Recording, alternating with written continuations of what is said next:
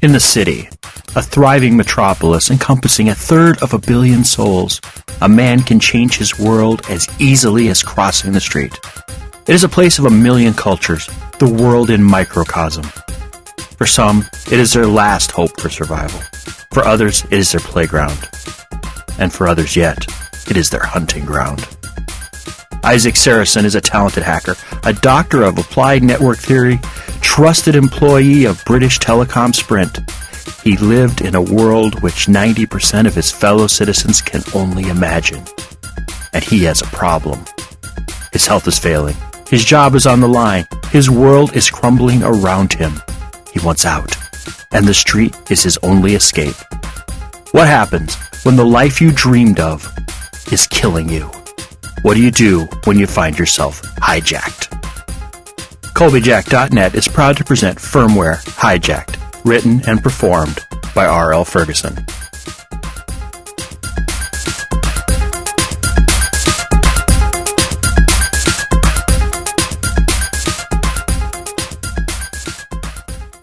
Firmware, Hijacked, Episode 6. 10. After the fact, it was easy to see how stupid I was, with a bag of frozen vegetables held over the left side of my face, the swelling flesh hidden from the light of day. I was well aware of how futile punching Leo was. The moment I struck him, Leo turned from Nona and stared at me. My hand was on fire as a crazed look crossed his face. My hand still hurts with the memory of that day. After the beating, Nona taped a bag of peas to my swollen hand, but it never felt right again. Leo, the old man with the white rose tattoo, stared at me as I shook my hand. The faintest glimmer of a bruise formed on his jaw. Then he spoke slowly and calmly. "Nothing personal. You need to know your place." Then he beat me. Not a drunken beating. Not a rolling, pounding beating.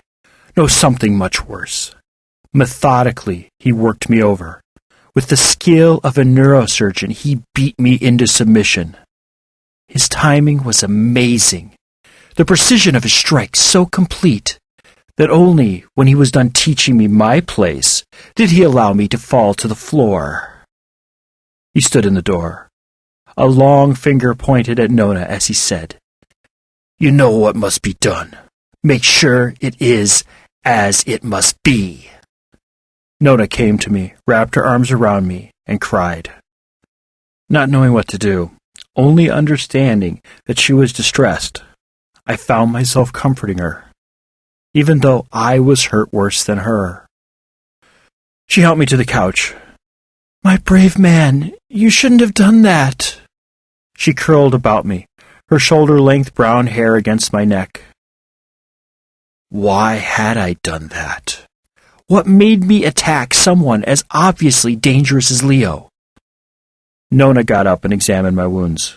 She left to get ice and painkillers, leaving me to sprawl out on the sofa. The shock of the assault faded. The pain of my wounds came to the fore, worse than even my worst eyeball headaches. My phone rang. I struggled up and recovered it from where it lay mixed among my clothes. It was then that I realized I had been naked before Leo. I checked who was calling. Damn, it was Murray. I shook my head to clear the cobwebs and answered. "Hello?" I croaked. I felt something strange in my mouth. I stuck my finger in. It came out covered in blood.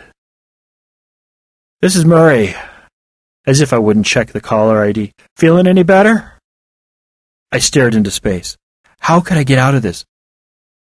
Glad you called. Just got off the phone with a specialist out of Atlanta. My doc sent him my file, and he knows what's wrong. That's awesome. What do you say you have? I heard Murray tapping something on his keyboard.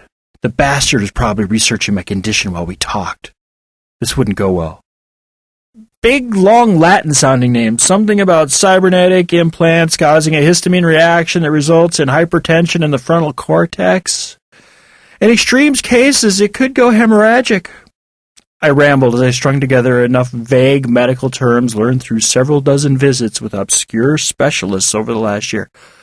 The Atlanta doc is using some nanobot system to adjust the way my body reacts to histamines.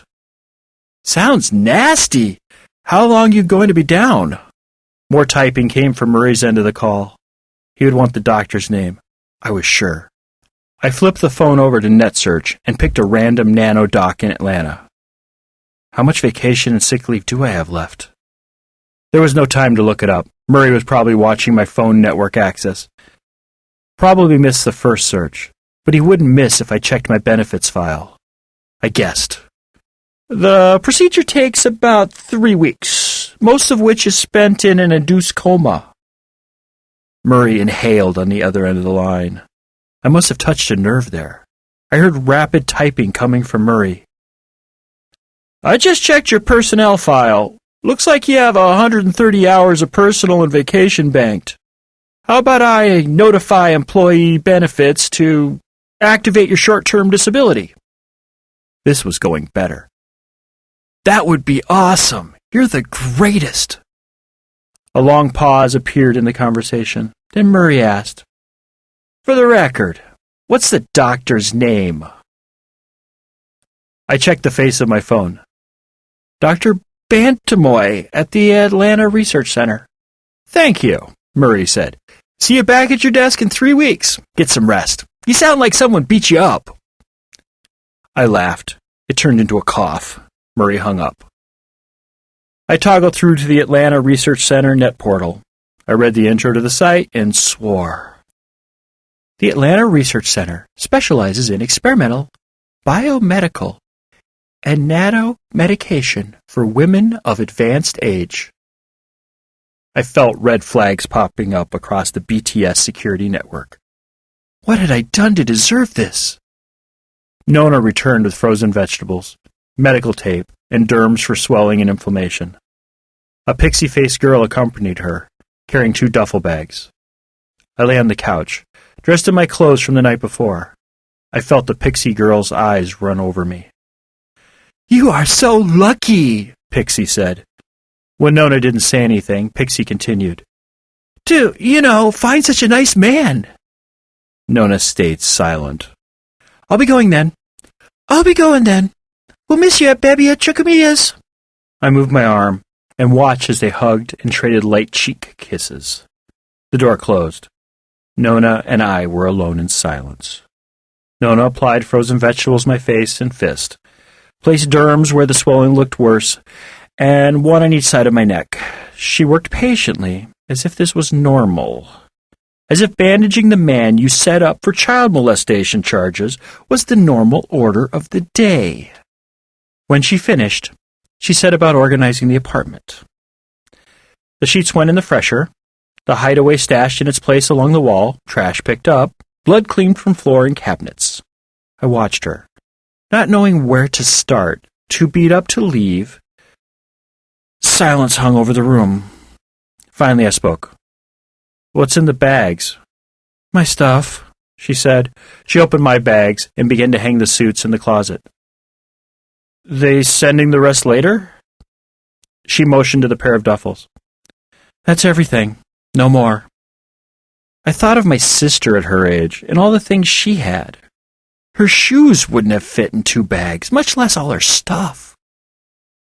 They kicked you out for doing what Leo wanted? I watched her face. She stiffened. Not everything about this situation was to her liking. She finished organizing the fraction of my life I carried away from the coming storm at Park Terrace. She then opened her own bags and began unpacking.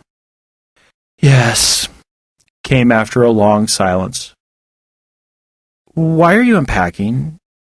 You think you're staying here? Only after I said it did I realize, yes, she would be staying here.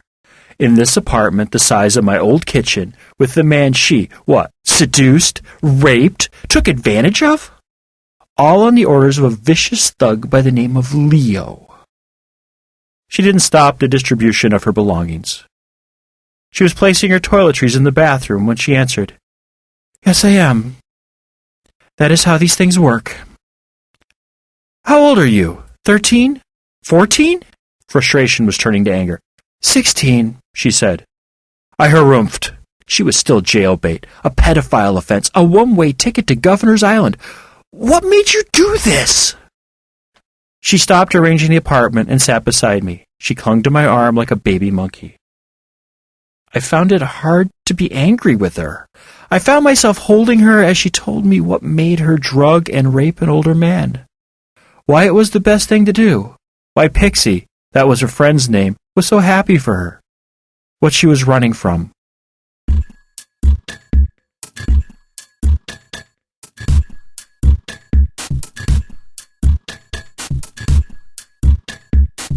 This work is released under Creative Commons Attribution, Non-Commercial, Share-alike license. Do what you want with it. Remix it, re-record it, transcribe it, share it. Just don't sell it or change the terms of the license. Your creation must be released under an Attribution, Non-Commercial, Share-alike license. Thank you for listening and have a nice day.